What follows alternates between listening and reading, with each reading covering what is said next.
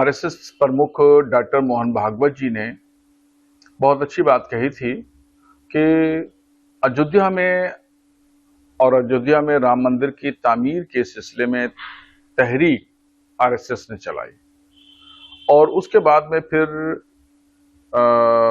ज्ञानवापी मस्जिद बनारस और शाहिदगाह मस्जिद मथुरा में कोई इरादा नहीं है तहरीक चलाने का।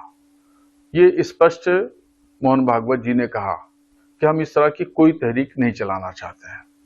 और दूसरी बात उन्होंने ये कही कि बातचीत के जरिए मसले का हल होना चाहिए, किया जा सकता है। और ये भी अपने लोगों को समझाते हुए कहा कि हर मस्जिद के नीचे मूर्ति तलाश मत करो। तो उस पर जमीयत उलमा के सदर मौलाना महमूद मदनी साहब ने उनकी बातों का स्वागत किया है और सराहा है। और मैंने भी मोहन भागवत जी के बयान की तारीफ की और कहा कि उनका बयान स्वागत योग्य है। महमूद मदनी साहब हिंदुस्तान की एक मकतब फिक्र की बड़ी शख्सियत हैं, तो अगर वो मोहन भागवत जी से तमाम मसाइल पर बात करना चाहते हैं तो एक अच्छी पहल होगी और उनको बात करना चाहिए तमाम इश्यूज पर। यही मथुरा काशी के अलावा भी और भी जो मुसलमानों के मसाइल हैं, जैसे मॉब लिंचिंग है और एजुकेशन है और जगह जगह जॉब में मुसलमानों को नजरअंदाज करने वाली बात है और भेदभाव और मकबरों को तोड़ा जाना, मज़ारों को तोड़ा जाना, मस्जिदों और मदरसों पे बुलडोजर चलाया जाना, ये तमाम इश्यूज ऐसे हैं जिन पर बात की जाना चाहिए।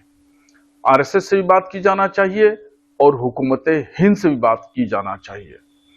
बातचीत के जरिए ही तमाम मसाइल का हल होता है।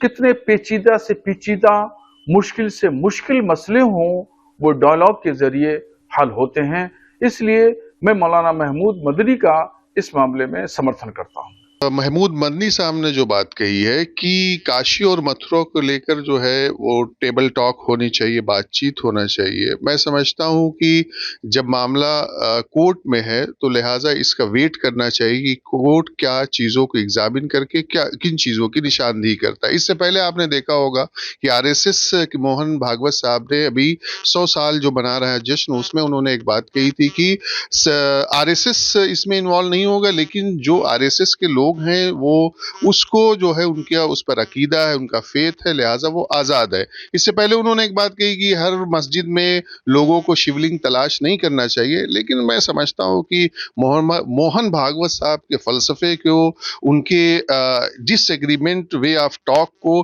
समझने की ज़रूरत है। लिहाजा इन तमाम चीज़ों पर बहरहाल लोगों को इंतज़ार करना चाहिए कि कोर्ट क्या डायरेक्शन देता है, किन चीज़ों को एग्जामिन करके सामने लाता है।